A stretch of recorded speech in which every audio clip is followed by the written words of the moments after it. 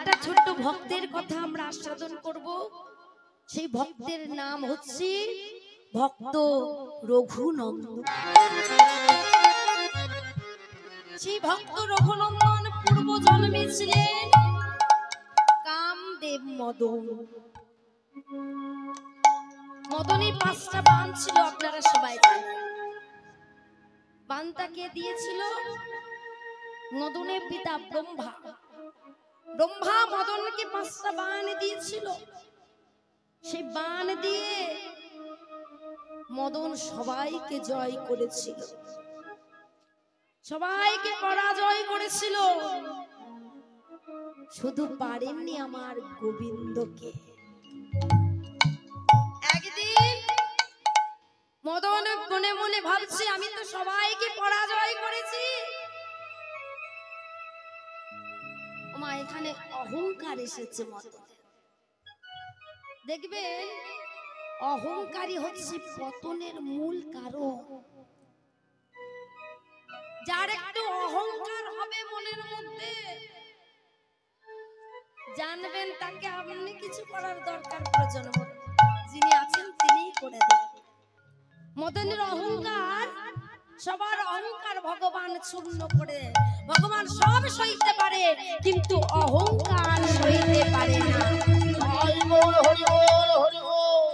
মদনের যখন মনে অহংকার হলো, মদন ভাবছে আমি সবাইকে পরাজয় করেছি, আমার কাম মানে সবাইকে আমি কামাতুর হয়ে করে ফেলেছি, কিন্তু একজনের সঙ্গে আমার এখনো পর্যন্ত যুদ্ধ হয়নি, তার সঙ্গে আমি যুদ্ধ করব এবং তাকে পরাজিত করব।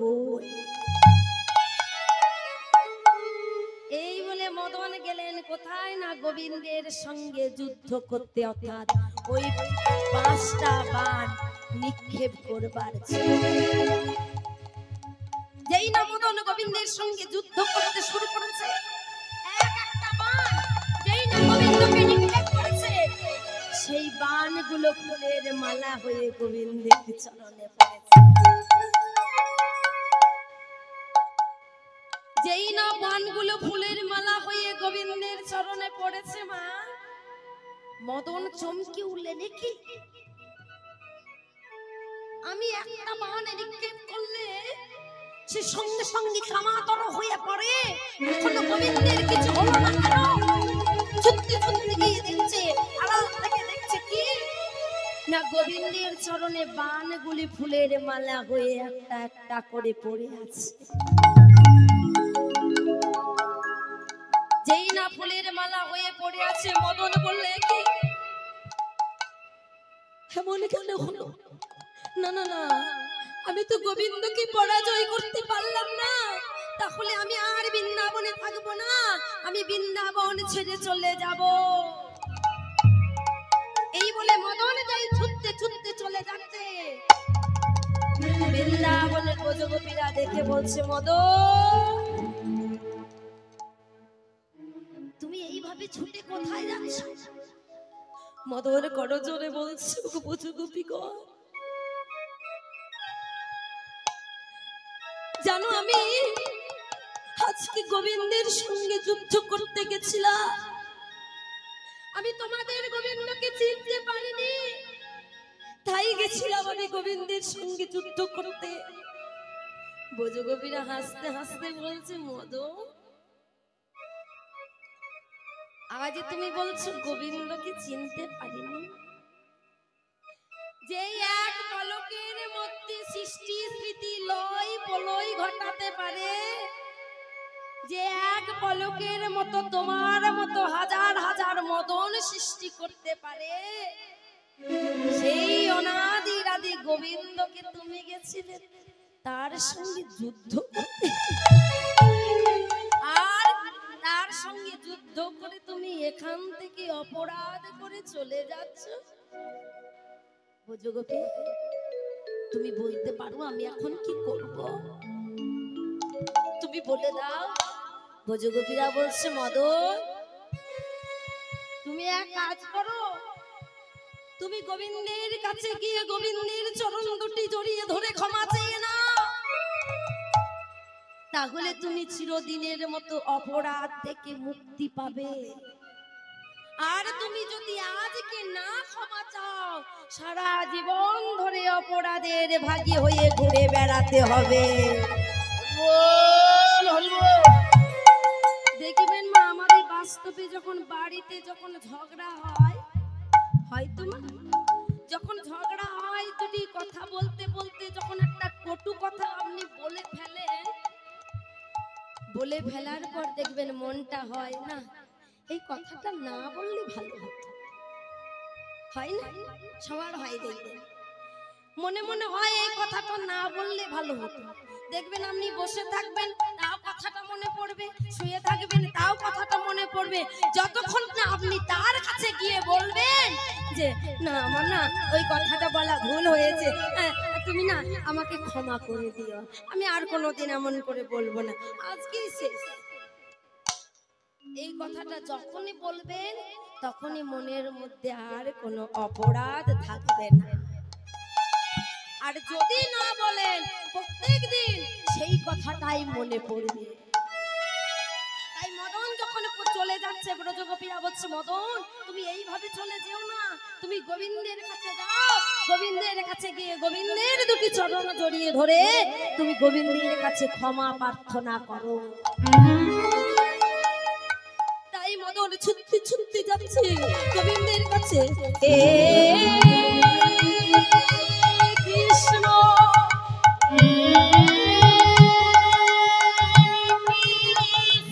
করুণা সিন্ধু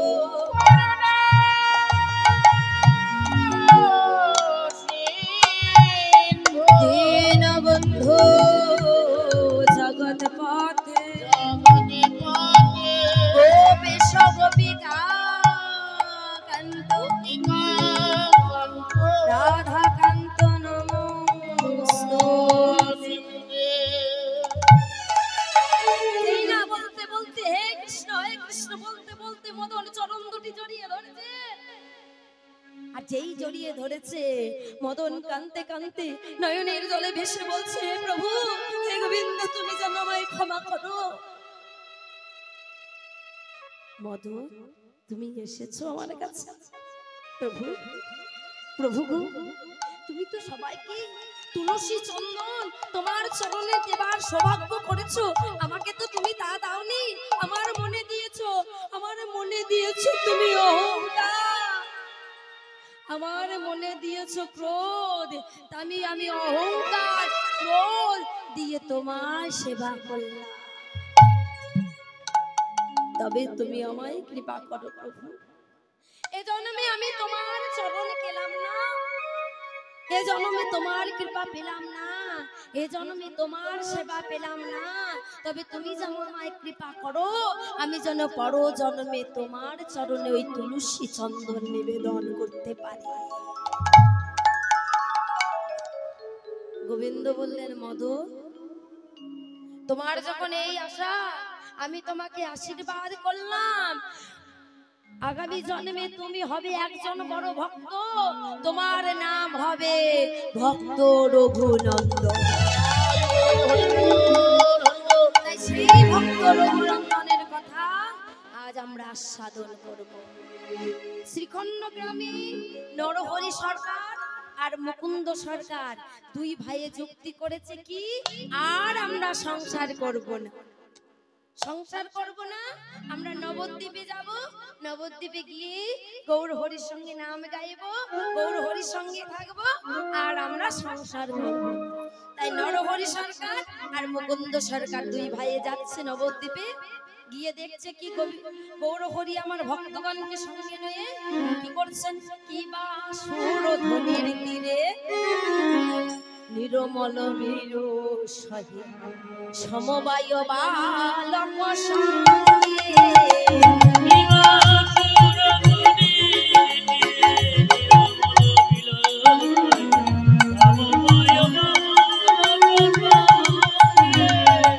বা সুরধ্বনির তীরে নিরমহা বীরু সহি সমবায় বালক সঙ্গে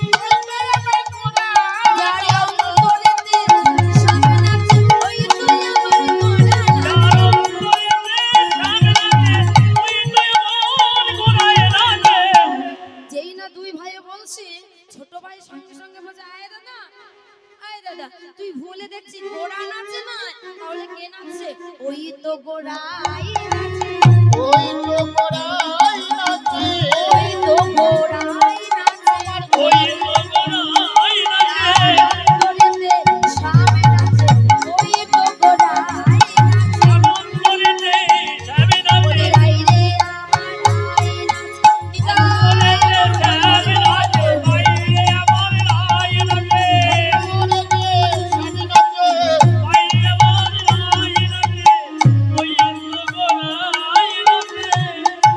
এই ভাইয়ে দুই ভাইয়ে যখন গৌর হরিকে দেখেছে, গৌর হরি যেই নরহরি সরকার মুকুন্দ সরকারকে দেখেছে, চিৎকার করে বলছে, মুকুন্দ তুমি শত জন্মেও আমার কৃপা পাবে না। ও মা, যে ঘর বাড়ি স্ত্রী সবাইকে ছেড়ে এসেছে, তাকে যদি এখন বলা হয় যে তুমি আমার কৃপা পাবে না, আমরা আমাদেরকে কেউ যদি এমন কথা বলে আমরা কি করব? রেগে যাব। কিন্তু মুকুন্দ সরকার কি করলেন? যেই গৌর হরি বলেছে শত জন্মে কৃপা হবে না, মুকুন্দ সরকার ধেই ধেই করে নাচতে শুরু করেছে। আর যেই নাচতে শুরু করেছে, ভক্তরা বলছে কি তুমি কি পাগল? তুমি কি পাগল? গৌর হরি বলল শত জন্মে কৃপা পাবে না, আর তুমি সেই কথা শুনে নাচতে শুরু করেছো। মুকুন্দ সরকার কেঁদে কেঁদে বলছে, ওগো ভক্তগণ, গৌর হরি আমায় বলেছে আমি 100 জন্মে কৃপা পাবো না, 100 জন্মে আমি হা গৌর প্রাণে গৌরে বলে কাঁদেব, কিন্তু যখন আমার 101 জন্ম হবে আমি তখন তার কৃপা পাবো, আমি তখন তার কৃপা পাবো, আমি তখন তার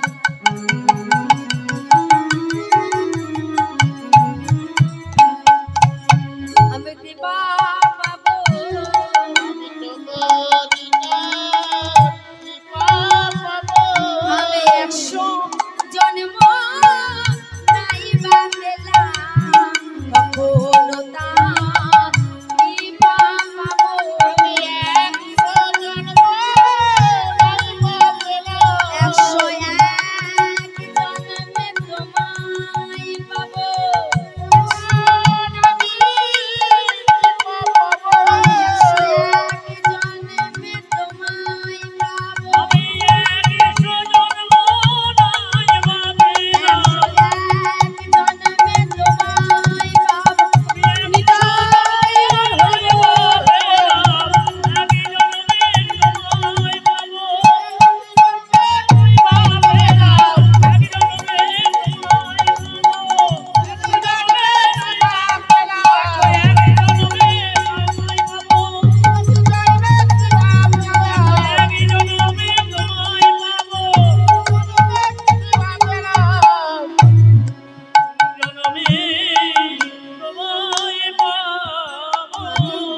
কত সুন্দর কথাটা বললেন। বলছেন প্রভু 100 জন্ম আমি হা গৌরী প্রাণে গৌরে বলে কাঁদবো, যখনই আমার 101 জন্ম হবে আমি তখন তোমার কৃপা পাবো প্রভু। যেই না এমন কথা বলেছে, গৌর হরি ছুটতে ছুটতে এসে মুকুন্দ সরকারের মাথায় হাত বুলিয়ে দিচ্ছে, আর যেই না হাত বুলিয়ে দিয়েছে মুকুন্দ সরকার হাউ হাউ করে কেঁদে দিয়েছে।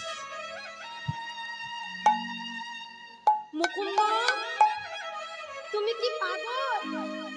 বললো শত জন্মে কৃপা পাবে না, তখন নাচতে শুরু করলে, আর এখন বলছে যে এখন তোমাকে হাত বুলিয়ে দিয়েছে, আদর করেছে, আর এখন তুমি কাঁদছো। মুকুন্দ সরকার বলেছি, ওগো তোমরা জানো না ভগবান যাকে ভালোবাসে তাকেই তো বেশি করে কানা। ভগবান রাধা রানীকে ভালোবেসেছিল, তাই 100 জনম রাধা রানী হা কৃষ্ণ করে সোনার অঙ্গ কালো হয়ে গেল।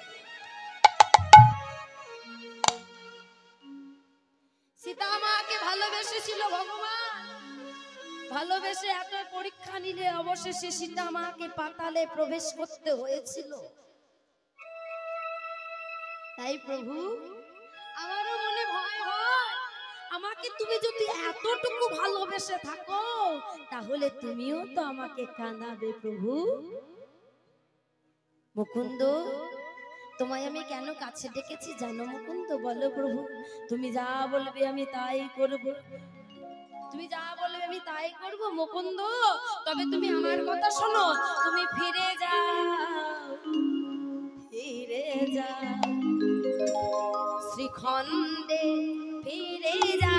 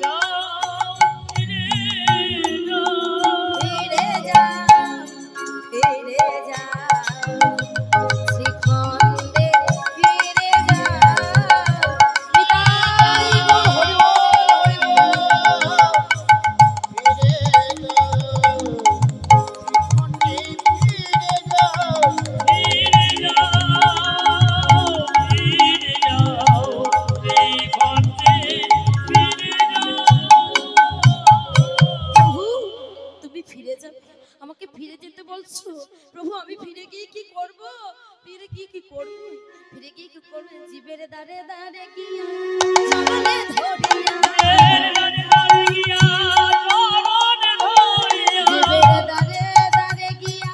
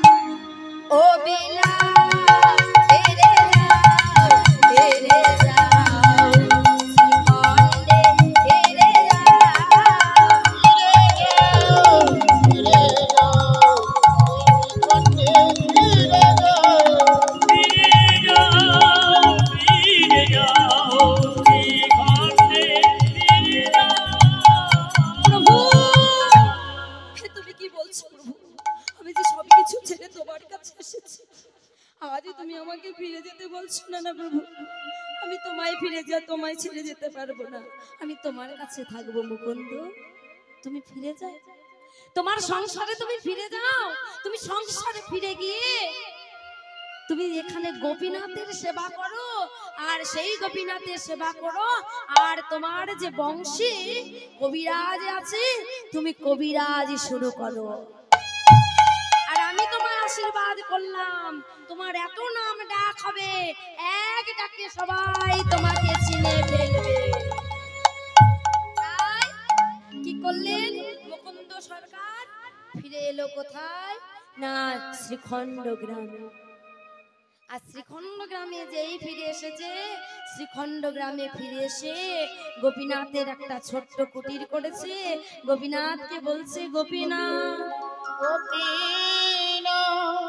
আমি তো তোমাকে সোনার মন্দির করে দিতে পারবো না, পারিব না, পারিব না। আমি তো তোমায় পাথরের মন্দির করে দিতে পারবো না, করে দিতে পারিব না। আমি তোমায় মন্দির করে দেব গোপীনা। কোন মন্দির করে দেব জানো গোপীনা? আমার মন এই মন্দিরে মদন মোহন দাঁড়াবে না কে গো হাসি। আমার মন্দিরে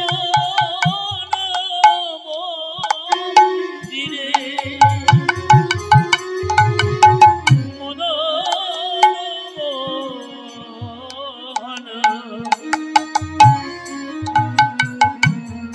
তারাবে নাকি গো হাসিয়া। আমার মন মন্দিরে মদন মোহন দাঁড়াবে নাকি গো হাসি। আমার মন্দিরে মদন মোহন তারাবে নাকি গো হাসি।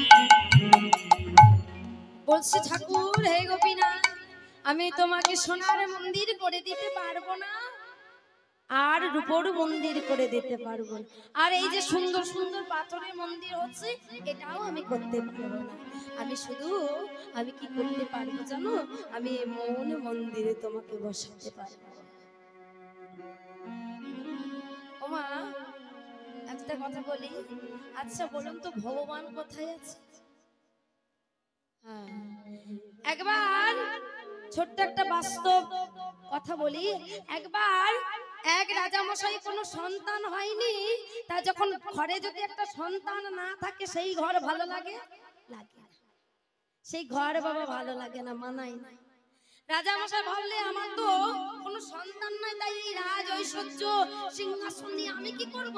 আমি থাকবো না, আমি চলে যাব বৃন্দাবনে। তাই কি বলছে, কিন্তু যাকে তাকে তো এই রাজ্য দিয়ে যাওয়া যায়, তাই না? সিংহাসন রাজত্ব যাকে তার হাতে তুলে দিলে তো হবে না, যোগ্য ব্যক্তির হাতে তুলে দিতে হবে। তাই রাজামশাই কি করলেন? দেখবেন আগেকার দিনে ঢেরি বেটান আছে, এখন আছে? হ্যাঁ, আগেকার দিনে দেখতেন একটা ঢোল নিয়ে সবাই গোটা রাত্রে ঢেরি পেটানো হতো, কিন্তু এখন নাই বাবা। এখন হ্যালো বললে সবাই চলে আসে। এক হ্যালো যদি বলা হয় না, এখানে আজকে সবাই থাকতে হবে, আজকে আলোচনা সভা হবে, সবাই এখানে চলে আসে, সবাই কিন্তু চলে আসে। কিন্তু আগে তো ফোন ছিল না, তাই ঢেরি পেটানো হতো। রাজামশাই কি করলেন না, ঢেরি পেটালেন। কি বললেন? আমার 3টি প্রশ্নের উত্তর যদি কেউ দিতে পারে তাকে রাজত্ব সিংহাসন সব কিছু দিয়ে দেব। যেই না বলেছে, অনেক গুণী গুণী মানুষ, পণ্ডিত জ্ঞানী সবাই গেল, কিন্তু কেউ 3টি প্রশ্নের উত্তর দিতে পারল না। যেই উত্তর দিতে পারলো না, রাজামশাই মনের দুঃখে কাঁদছে আর বলছে, আমি কি তাহলে এই সংসার ছেড়ে বেরোতে পারবো না? শেষে এক ভিখারি দরজার কাছে এসে সেই রাজমহলে ঢুকতে চাইছে। প্রহরী বাজায়, এই ভিখারি কোথায় চলেছিস? ভিখারিরা বলছে, আমি রাজামশাই কাছে যেতে চাই। যেই না বলেছে রাজামশাই কাছে, বলছে এত বড় সাহস, রাজামশাই কাছে গিয়ে কি করবি? বলছে, রাজামশাই যে বলেছে আমার 3টি প্রশ্নের উত্তর দিতে, 3টি প্রশ্নের উত্তর দিলে নাকি রাজামশাই রাজত্ব সিংহাসন সব কিছু দিয়ে দেবে, তাই আমি এসেছি। প্রহরী হাসতে শুরু করেছে। এত গুণী মানুষ এলো, পণ্ডিত এলো, কেউ আমার প্রশ্নের উত্তর দিতে পারেনি, রাজামশাই এ প্রশ্নের উত্তর দিতে পারে নাই। আর এই ভিখারি কিনা রাজামশাই প্রশ্নের উত্তর দিবে? বেরিয়ে যাও বলছি, এখান থেকে বেরিয়ে যাও। শেষ না শুনে প্রহরীকে সরিয়ে দিয়ে ছুটতে ছুটতে রাজা মশাইয়ের কাছে এসেছে, চিৎকার করে বলছে, রাজা মশাই,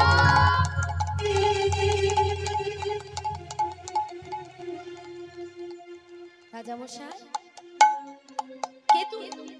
ভিখারি, এখানে কি করে? বেরিয়ে যা বলছি, এখনই বেরিয়ে যা।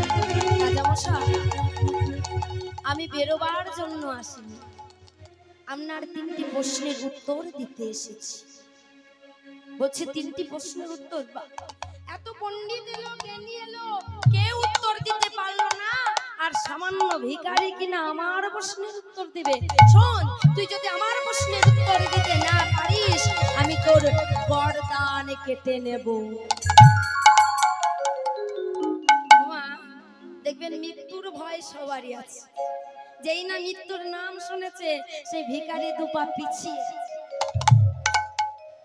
এবার যেই না পিছিয়ে গেছে, মনে মনে ভাবছে আমার তো থাকার কোনো জায়গা নেই, আমি এবারে সেবারি করে ভিক্ষা করে খাই, তা আমার তো এমনি আমি কোনোদিন না খেতে মরে যাব, তাই আমার রাজা মশাইয়ের প্রশ্নের উত্তর দেয়াটাই ভালো। তাই কি করেছে, আমি যদি 3টে প্রশ্নের উত্তর দিয়ে পেলি, তাহলে তো রাজা মশাই আর আমাকে মারবে না, আর আমি সিংহাসন রাজত্ব সবই কিছু পেয়ে যাব। এই বলে রাজা মশাইকে বলছে, রাজা মশাই, আমি মৃত্যুর জন্য প্রস্তুত আছি, আমি যদি না বলতে পারি তাহলে আমি মৃত্যুর জন্য আমি প্রস্তুত। যেই না বলেছে, শোনো, আমার প্রথম প্রশ্ন হচ্ছে, ভগবানের নাম কি? ভগবানের নাম কি? ওমা, ভগবানের 108টা নাম, তাই না? ভাববেন যে কোন নামটা বলবো, তাই তো ভাববেন কোন নামটা বলবো। ভিখারিও ভাবছে, ভিখারিও আমার ভাবছে যে ভগবানের নাম কি, ভগবানের নাম কি, ভগবানের নাম কি? ভগবানের তো 108টা নাম, কোন নামটা বলবো? এইভাবে ভাবতে ভাবতে ভাবতে ভাবতে কি হয়েছে, ওমা, এখন ভিখারি বিপদে পড়েছে, তো তাই বিপদে পড়েছে, মনে মনে ভাবছে, ওমা, বিপদে আমরা যখন করি কার নাম করি? হ্যাঁ হ্যাঁ, কি বলি মুখে? বিপদ তারণ মধুসূদন। বাবা বলি না, আমরা যখন বিপদে পড়ি আমরা তখন বলি, হে বিপদ তারণ মধুসূদন, তুমি আমাকে বিপদ থেকে রক্ষা। এটাই কিন্তু প্রথমে আসে, এই ভগবানের এই নামটাই আসে। তাই ভিখারি বলছে, রাজা মশাই, ভগবানের নাম হচ্ছে বিপদ তারণ মধুসূদন। রাজা মশাই বলছে, ঠিক বলেছ, তুমি ঠিক বলেছ। তা প্রথম প্রশ্নের উত্তর তুমি দিয়েছো, আমার দ্বিতীয় প্রশ্নের উত্তর হচ্ছে, ভগবান থাকেন কোথায়? ভগবান থাকেন কোথায়? ওমা, আমরা দেখবেন এই মন্দিরে রাধা কৃষ্ণ আছে, ওখানে মা কালী আছে, ভোলানাথ আছে, এই মন্দিরে রাধা কৃষ্ণ গৌর হরি আছে, মা কালী আছে, অন্যান্য মন্দিরে মা লক্ষ্মী থাকে, মা সরস্বতী আছে, মা মনসা আছে, সব দেবী দেবীর মন্দিরে সব দেবী দেবী আছে, কিন্তু ভগবান থাকেন কোথায়? একটু বলি, এক শেঠজি ব্যাংক থেকে 1 লক্ষ টাকা তুলে বাড়ি ফিরছে, ট্রেনে করে বাড়ি ফিরছে, আর একটা চোর দেখতে পেয়েছে, মা, চোরের কি কাজ, কে কত টাকা পয়সা নিয়ে আছে, আর আমি সেই টাকাগুলো কিভাবে চুরি করতে পারি, এটাই হচ্ছে চোরের কাজ। তা চোরটা দেখছে ওই লোকটা 1 লক্ষ টাকা ব্যাংকে তুললো, ব্যাংকে তুলে ব্যাগে ভরলো, ব্যাগে ভরে ট্রেনে করে যাচ্ছে, আর চোরটাও তার পিছনে পিছনে। সেই শেঠজি বসেছে, তার পাশে চোরটা বসেছে। এইভাবে আস্তে আস্তে আস্তে অনেক দূর আস্তে আস্তে আস্তে আস্তে চোরটা মনে মনে মনে ভাবছে, বাবা, এই লোকটা একবারও ব্যাগটা ছাড়ছে না কেন? যার ব্যাগে টাকা থাকবে সে কি ব্যাগ ছাড়বে? এইভাবে টিপে ধরে আছে ব্যাগটা। 1 লক্ষ টাকা বলে কথা, তাই ব্যাগটা দিবে ধরে আছে, আর চোরটা ভাবছি কখন ব্যাগটা ছাড়ে আর আমি ব্যাগের ভিতরে টাকাটা নিয়ে কখন কেটে পড়ি। তাই কি করেছে, যখন অনেকক্ষণ ধরে উঠছে না, তখন চোরটা কি করেছে না, অনেকক্ষণ ধরে বসে আছি তো একটু ওই দেখবেন অনেকে আছে ট্রেনে আস্তে আস্তে ওই দরজার কাছে একটু যায়, তাই কি করেছে না, সেই চোরটা ব্যাগটা রেখে সেই শেঠজিকে বলছে, আচ্ছা আমার এই ব্যাগটা একটু দেখবেন না, আমি ওখান থেকে আসছি। তাই যেই একটু বাইরে গেছে, আর বাইরে যাওয়ার পর কিছুক্ষণ পর আবার ফিরে এসে নিজের ব্যাগটা নিয়ে বসে আছে চোরটা। আবার কিছুক্ষণ পর সেই শেঠজি কি করেছে না, চোরটাকে বলছে, আচ্ছা আপনাকে আমি একটা কথা বলবো। বলছে কি কথা? আপনি আমার ব্যাগটা একটু ধরবেন?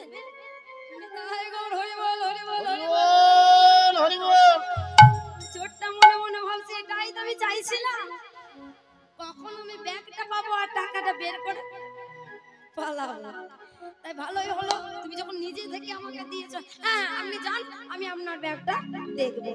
আর যেই সেটি বাইরে গেছে, তার বাইরে যাওয়ার সঙ্গে সঙ্গে সেই চোরটা তাড়াতাড়ি চেনটা খুলে টাকাটা খুঁজে বেড়াচ্ছে। কি আমি যে দেখলাম এই সেটজি 1 লক্ষ টাকা তুললো এবং দেখলাম এই ব্যাগে ভরলো, রাখলো টাকা। এবার যেই না সেই সেটজি এসেছে, ব্যাগটা নিয়েছে, এবার চোরটা কিন্তু এবার বলে ফেলেছে, আচ্ছা আমি আপনাকে বড় জোরে একটা কথা জিজ্ঞাসা করব। বলছি কি কথা? আচ্ছা আমি সত্যি করে বলে, আর আমার লুকোনো কোনো দরকার নেই, আমি সত্যি করে বলছি, আমি না একজন চোর। ও তুমি চোর? আমার প্রথমেই মনে হয়েছিল তোমার মতলবটা ভালো না। তা তুমি যদি চোর হবে, তা আমি আরেকটা সত্যি কথা বলি, আমি না ভাবছিল কখন আপনার ওই ব্যাগের টাকাটা নি, আপনি যে 1 লক্ষ টাকা ব্যাগে ভরেছিলেন, তা আমি করজোরে আপনাকে জিজ্ঞাসা করছি।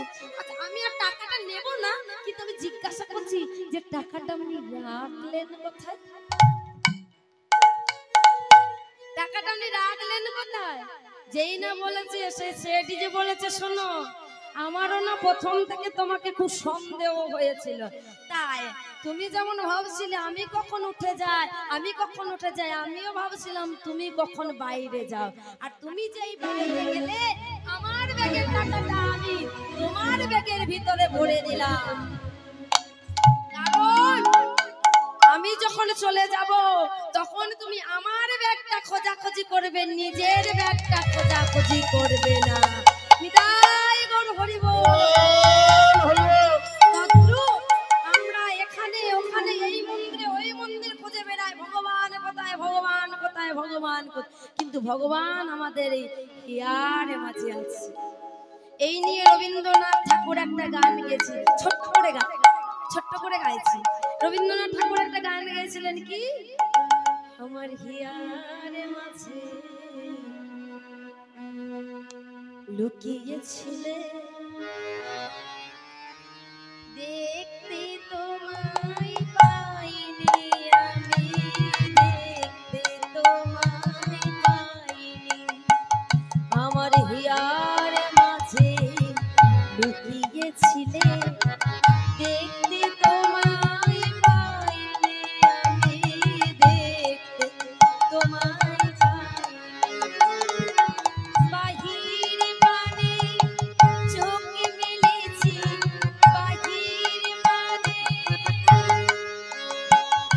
ওই বাহির মানে চোখ মেলেছি, বাহির মানে আমার হৃদয় মানে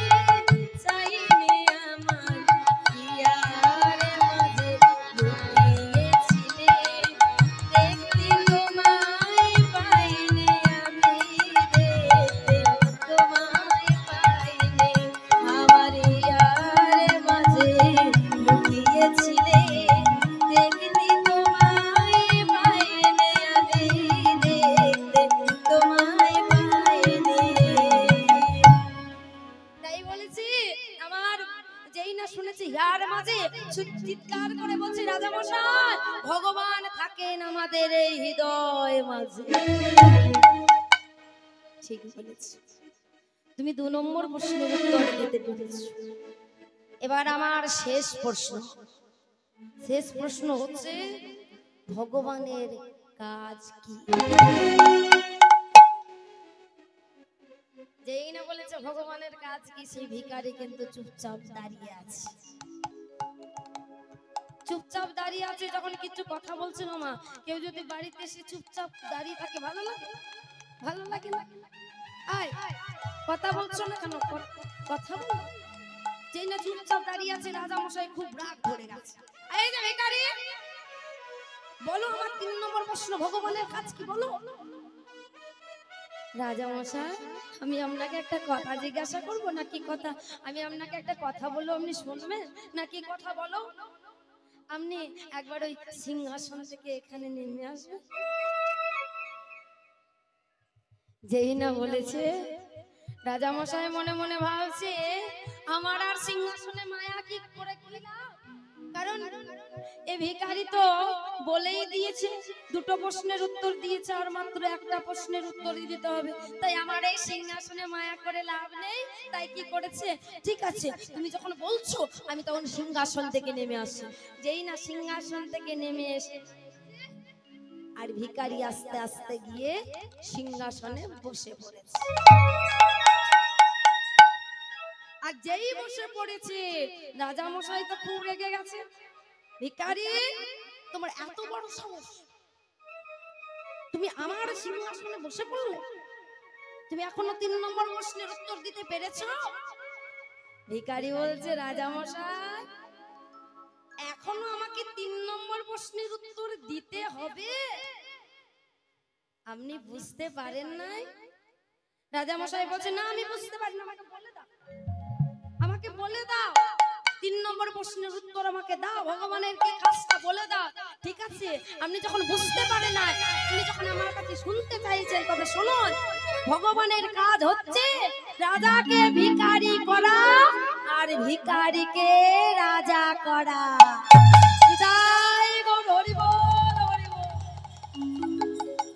কারণ এতক্ষণ আপনি ছিলেন রাজা, আমি ছিলাম ভিখারি, আর এখন আমি হলাম রাজা, আপনি হলেন ভিখারি। তাই ভগবানের এটাই কাজ মা। কখনো দেখবেন আপনি গরিব, কখনো দেখবেন আপনি ধনী হয়ে গেছেন, আবার দেখবেন খুব ধনী সে আস্তে আস্তে করে নিচে নেমে এটাই হচ্ছে ভগবানের কাজ। তাই আজ মুকুন্দ সরকার গোপীনাথকে বলছি গোপীনাথ আমি তোমাকে সোনার মন্দির করে দিতে পারবো না আর পাথরের মন্দির করে দিতে পারবো না, আমি তোমাকে মন মন্দিরে বসাবো। এইভাবে গোপীনাথকে সেবা দিচ্ছি। এইভাবে সেবা দিতে দিতে মুকুন্দ কবিরাজের নাম ডাক সব জায়গায় ছড়িয়ে পড়লো। সবাই এক ডাকে মুকুন্দ কবিরাজকে চিনে ফেললো। একবার হয়েছে কি, বাংলা বিহার উড়িষ্যার নবাব আলাউদ্দিন হোসেন শাহ, ওনার হয়েছে কি পেটের যন্ত্রণা। এত এত কবিরাজ আসছে, কেউ তার পেটের যন্ত্রণা ভালো করতে পারছে না। এক বহুরি এসে বলছেন রাজামশাই আপনার পেটের যন্ত্রণা ভালো করার মতো একটা বৈদ্যরাজের খবর পেলাম, কিন্তু সে বৈদ্যরাজ কোন রাজা জমিদারের চিকিৎসা করে না, সেই বৈদ্যরাজ গরিব ভিখারি মানুষের চিকিৎসা করে। তাই আপনি যদি তার কাছে চিকিৎসা করাতে চান আপনাকে ফকিরের ছদ্মবেশে তার কাছে যেতে হবে। যেই না বলেছে এত বড় নবাব যাবে কিনা ফকিরের ছদ্মবেশে, বলছে কি বললে, তোমার এত বড় সাহস, আমি বাংলা বিহার উড়িষ্যা নবাব, আমাকে কিনা যেতে হবে ফকিরের ছদ্মবেশে? নবাব সে যে রাজা জমিদারের চিকিৎসা করে না। ঠিক আছে, আমার পেটের যন্ত্রণা যখন হয়েছে তখন আমাকে ফকিরের ছদ্মবেশে যেতে হবে, কিন্তু সে যদি আমার পেটের যন্ত্রণা ভালো না করতে পারে তাকে আমি চিরদিনের মতো রোগী করে রাখবো। যেই না বলেছে, নবাব ফকিরের বেশ ধারণ করে চলে গেলেন কোথায় না শ্রীখণ্ড গ্রামে। শ্রীখণ্ড গ্রামে যেই না জিজ্ঞাসা করছো গো, তোমরা বলতে পারো ওই মুকুন্দ কবিরাজের বাড়িটা কোনটা? বলছে মুকুন্দ কবিরাজের কাছে যাবে। ওই দেখো নাম হচ্ছে, ওটাই হচ্ছে মুকুন্দ কবিরাজ, ওটাই মুকুন্দ কবিরাজের বাড়ি। ওই যে নাম হচ্ছে খোল করো তাল বাজছে, শুনতে পাচ্ছ? হ্যাঁ, তাই কি করছি, নবাব আমার ফকিরের বেশে চললেন কোথায় না মুকুন্দ কবিরাজের কাছে। আর মুকুন্দ কবিরাজ ভগবানকে গোপীনাথকে ডাকছে, হে গোপীনাথ প্রণাম তোমায়, হে গোপীনাথ প্রণাম তোমায়, হে গোপীনাথ প্রণাম তোমায়, হে গোপীনাথ প্রণাম তোমায়, আর হে গোপীনাথ প্রণাম তোমায়। হে গোপীনাথ প্রণাম তোমায়। এইভাবে বারবার যখন গোপীনাথকে ডাকছি, পেছন থেকে নবাব ভিখারি ছদ্মবেশে দেখছে যে কত সুন্দর ভাবে মুকুন্দ কবিরাজ গোপীনাথকে সাজাচ্ছে। আর গোপীনাথকে ডাকছে, আহা এত সুন্দর ভাবে কেউ ভগবানকে ডাকে আগে কোনোদিন দেখি, এত সুন্দর ভাবে কেউ গোপীনাথকে বসতে পারে আগে কোনোদিন জানতাম না, আজ কবিরাজকে দেখি জানতে পারলাম। তাই যেই না বলছে কবিরাজ, ও কবিরাজ, কবিরাজ বলছি তুমি আমায় ডাকছো? কবিরাজ বলছি আমার আমার পেটের যন্ত্রণা হয়েছে, আমার চিকিৎসা হবে তো? আমার চিকিৎসা হবে, আমি কিন্তু গরিব মানুষ, টাকা পয়সা দিতে পারি। কবিরাজ বলছে কি বলছো তুমি গরিব মানুষ? আমি তো গরিব মানুষ, গরিব মানুষের চিকিৎসা বেশি করি, আমি রাজা জমিদারের চিকিৎসা করি না। তাই তুমি যদি আসবে তা এসো, আমি তোমার চিকিৎসা করব। তুমি ওখানে দাঁড়াও। তাই যেই দাঁড়িয়েছে,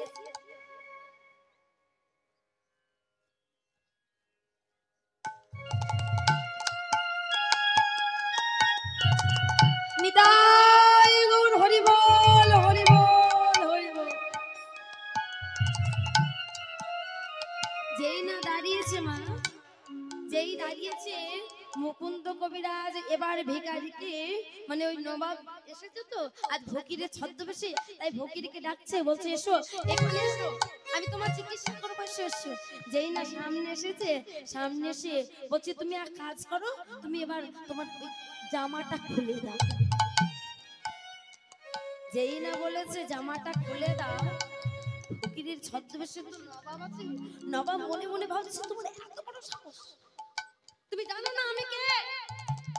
আমি নবাব, আর আমাকে কি না বলছো জামা খুলে এই মাটির বারান্দায় শুতে? না না না, এ হতে পারে না, আমি এত বড় নবাব হয়ে, আমি এত বড় নবাব হয়ে কোনোদিন ওই মাটির বারান্দায় শুতে পারবো না। আবার ভাবছে না আমার তো পেটের যন্ত্রণা হয়েছে, ভালো করতে গেলে আমাকে মাটির বারান্দা শুতে, এগুলো কিন্তু ফকির মনে মনে ভাবছে। তাই কি করেছে, জামাটা খুলে মাটির বারান্দায় গড়াগড়ি দিয়েছে। আর যেই গড়াগড়ি দিয়েছে, দেবার পর মুকুন্দ কবিরাজকে বলছে, কবিরাজ এই মাটির বারান্দায় কি কোনো ঔষধি দেয়া আছে?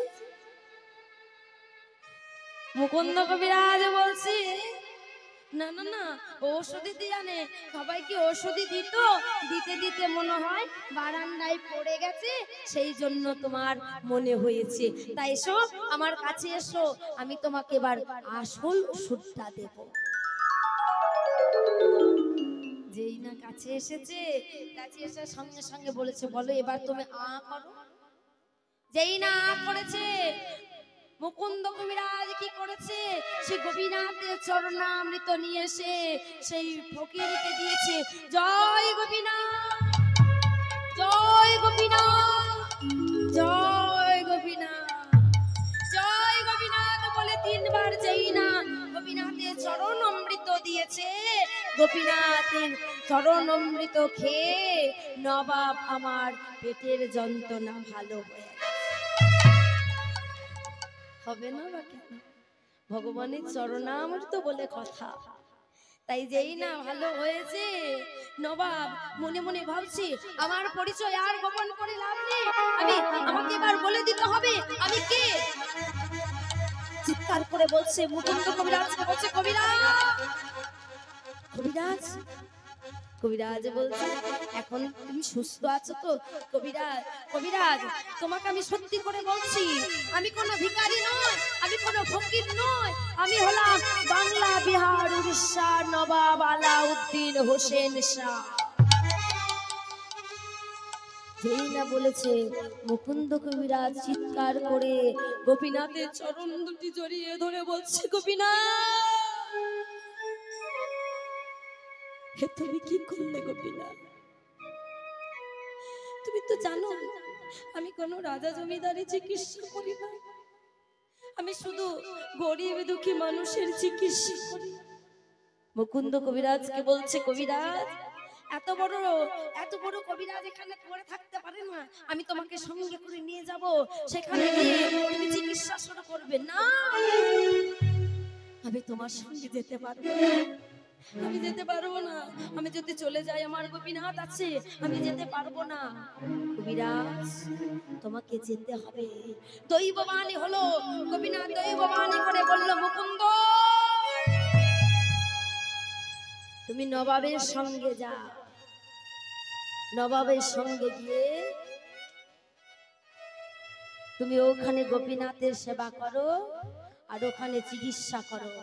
আবার তুমি মনে রাখো আবার ভগবানের যখন ইচ্ছা হবে তখন আবার তুমি পুনরায় এখানে ফিরে আসবে।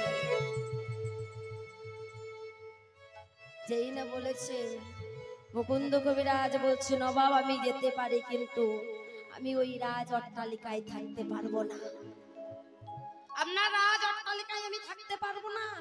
আমি থাকবো কোথায় না আমার অট্টালিকার বাইরে আমাকে একটা কুটির নির্মাণ করে দেবেন, সেই কুটিরে আমি থাকবো আর আমি আমার গোপীনাথের সেবা করব। তাই কি করেছে নবাবের সঙ্গে মালদায় গেছে, মালদায় গিয়ে কি করেছে একটা কুটির নির্মাণ করে দিয়েছে, মুকুন্দ সরকার সেখানে থাকে আর গোপীনাথের সেবা করে, গোপীনাথের সেবা করে। একদিন কি হয়েছে রাজামশাই সিংহাসনে বসে আছে, নবাব বসে আছে আর এইদিকে মুকুন্দ কবিরাজ গোপীনাথের সেবা করছে, গোপীনাথের সেবা করছে, কিন্তু গোপীনাথকে সেবা করবে কি করে? গোপীনাথকে সেবা দেবার মতো তো কিছু থাকতে হবে, তবেই তো গোপীনাথের সেবা দেবে। ওমা তাই মুকুন্দ সরকার কি করছে না দাঁড়ে দাঁড়িয়ে গিয়ে ভিক্ষা করছে। ভিক্ষা ছাড়া কিন্তু ভগবানের সেবা দেওয়া যায়। এই যে মা এখানে যে এত বড় একটা মহতি হরিবাসর হয়েছে, এত বড় একটা মহতি হরিবাসর, তা হরিবাসর করলে তো সামান্য টাকা পয়সার তো কথা নয়। ভক্তরা যদি সাহায্য না করে বাবারা কিন্তু কমিটি বাবারা এত সুন্দর হরিনাম সংকীর্তন করতে পারবেন না।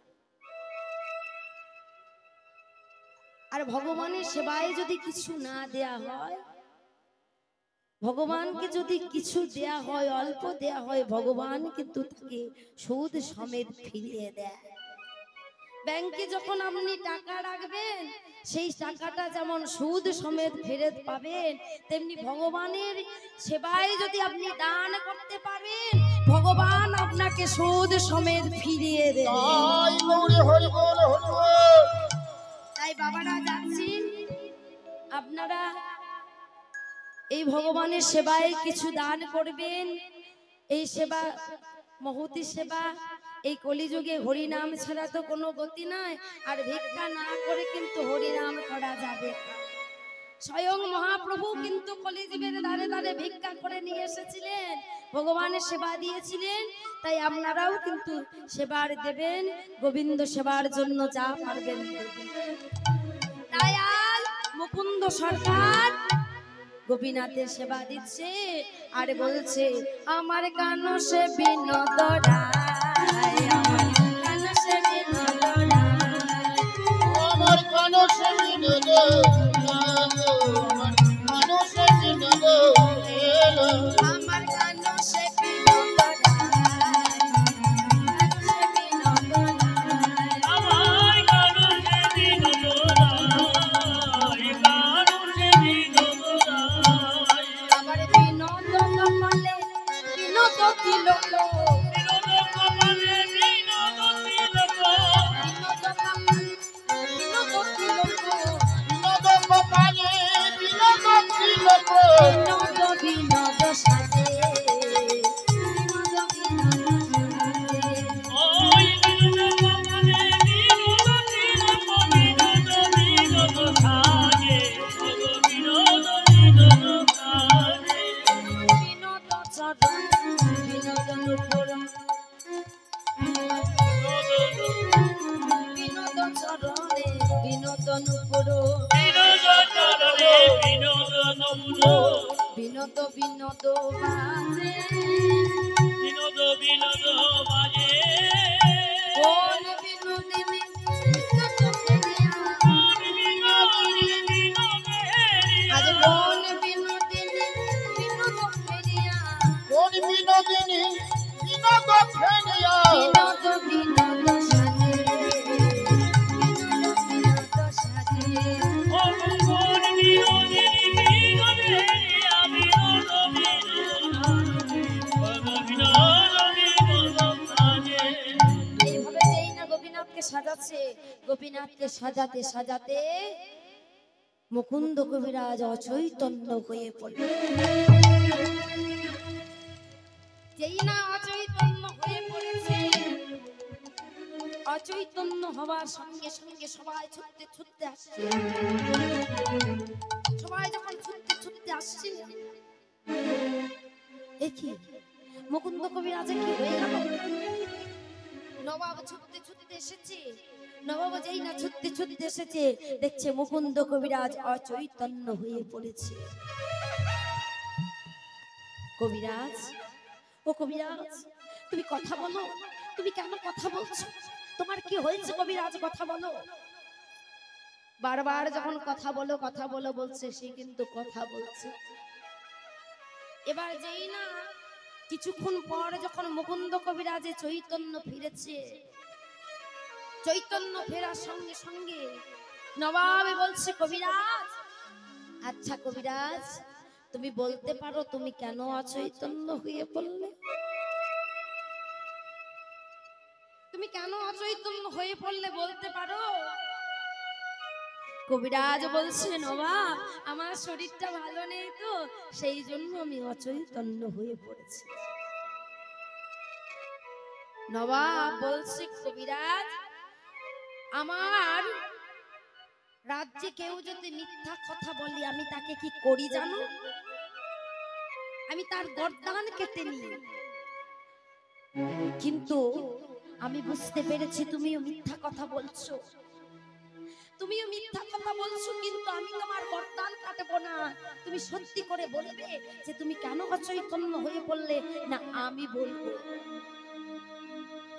বলছো নবাব, আমি আমার শরীর ভালো নাই। না, তুমি মিথ্যা কথা বলছো, আমি বুঝতে পেরেছি। কারণ আমি যখন ওই সিংহাসনে বসেছিলাম, আমাকে যখন সবাই ময়ূর পাখা দিয়ে আওয়াজ করছিল, সেই ময়ূর পাখা দর্শন করে আর তোমার ওই গোপীনাথের চূড়ার উপরে ময়ূর পাখা দর্শন করে তুমি অচৈতন্য হয়ে পড়েছো। আমি তোমাকে জোর করে এখানে ধরে রাখতে পারবো না, তাই তোমাকে আমি আজই শ্রীখণ্ড গ্রামে ফিরিয়ে দিয়ে আসবো, তুমি শ্রীখণ্ড গ্রামেই গোপীনাথের সেবা করবে। তাই মুকুন্দ সরকার আর না থেকে চলে গেলেন শ্রীখণ্ড গ্রামে। শ্রীখণ্ড গ্রামে এসে গোপীনাথের সেবা করে। আর সারা সব জায়গায় ছড়িয়ে পড়ল মুকুন্দ সরকারের নাম ডাক। দেখবেন যেই না নাম ডাক একটু হয়েছে মনে অহংকার চলে এসেছে, আর যেই অহংকার এসেছে ভগবান তার অহংকার চূর্ণ করছে। কেমন ভাবে? তার স্ত্রী পেটের যন্ত্রণা ভালো করতে পারছে না, তাই গেলেন গৌর হরির কাছে। গৌর হরি কি করলেন? একটা চর্বিত তাম্বুল দিলেন। সেই চর্বিত তাম্বুল দিয়ে বললেন, মুকুন্দ এই চর্বিত তাম্বুল তুমি তোমার স্ত্রীকে দেবে। আর যেই না সেই চর্বিত তাম্বুল নিয়ে এসে তার স্ত্রীকে দিয়েছে, সেই দিন থেকে তার স্ত্রী হলেন গর্ভবতী। আর যেই গর্ভবতী হয়েছে, মা গর্ভপূর্ণ কবে হলো জানেন? কোন দিন? যেদিনে ছেলে মেয়েরা দেখবেন মেয়েরা শাড়ি পরে স্কুলে যায়। কোন দিন?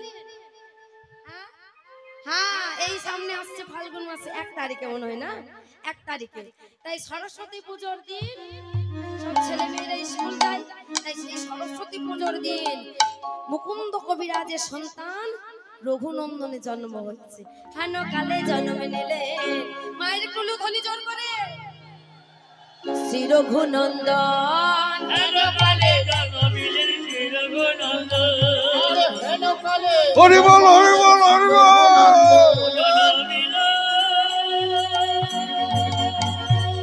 হরি বল হরি বল হরি বল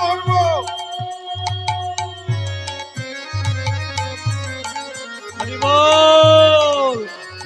রাধে রাধে, জয় রাধে, জয় রাধে শ্যাম। হেন কালে জন্ম নিলেন শ্রী রঘুনন্দন। হেন কালে জন্ম নিলেন শ্রী রঘুনন্দন। হেন কালে জন্ম নিলেন শ্রী রঘুনন্দন। আজে মাতার নাম লাগিতে লাগিল, আরে আনন্দ ধরে না, আনন্দ ধরে না, আর আনন্দ ধরে না। আনন্দ ধরে না। হরি বল হরি বল হরি বল মুকুন্দ হরি সরকার বল। আনন্দ ধরে না। আমার মুকুন্দ সরকারের মনে আনন্দ ধরে না। মুকুন্দ সরকারের মনে আনন্দ ধরে না। ওই মুকুন্দ সরকারের মনে আনন্দ আর ধরে না। হেন কালে জন্ম নিলেন শ্রী রঘুনন্দন। হেন কালে জন্ম নিলেন শ্রী রঘুনন্দন। যেই না রঘুনন্দন জন্ম নিয়েছে সবাই আনন্দ ধরছে না, সবাই বলছে ওরে ওরে মুকুন্দ সরকারের একটা সুন্দর ছেলে হয়েছে। তা মুকুন্দ সরকার কি করছে? ওরে মুকুন্দ সরকার এখন সরস্বতী পুজো করছে। যেই না বলেছে কবিরাজ আপনার একটা সন্তান হয়েছে খুব সুন্দর, কবিরাজ বলছে সন্তানকে আমার কাছে একবার নিয়ে এসো তো। তাই যেই না সন্তানকে নিয়ে এসেছে, সন্তানকে কোলে লয়ে মুকুন্দ কবিরাজ কি করেছে? সরস্বতী শ্রীচরণে করিল সমর্পণ। আমার সরস্বতী চরণে করল সমর্পণ। সরস্বতী শ্রীচরণে কইল সমর্পণ। আমার সরস্বতী চরণে করল সমর্পণ। সন্তানকে সরস্বতী চরণ তলে সমর্পণ করেছে। সরস্বতী শ্রীচরণে করিল সমর্পণ। আমার সরস্বতী চরণ তলে করল সমর্পণ। আজ কি করেছে? আশীর্বাদ করো মা, আশীর্বাদ করো মা, আশীর্বাদ করো মা, আশীর্বাদ করো মা। ও বাগি দেবী বিনা পানি আশীর্বাদ করো মা, ও বাগি দেবী বিনা পানি আশীর্বাদ করো ও মা। বাগি দেবী বিনা পানি আশীর্বাদ করো মা। মাগি দেবী বিনা পানি আশীর্বাদ করো। যেন সংকীর্তন গাইতে পারে আশীর্বাদ করো মা, যেন সংকীর্তনে গাইতে পারি আশীর্বাদ করো মা। ভাগবত পড়তে পারে আশীর্বাদ করো মা, ভগবান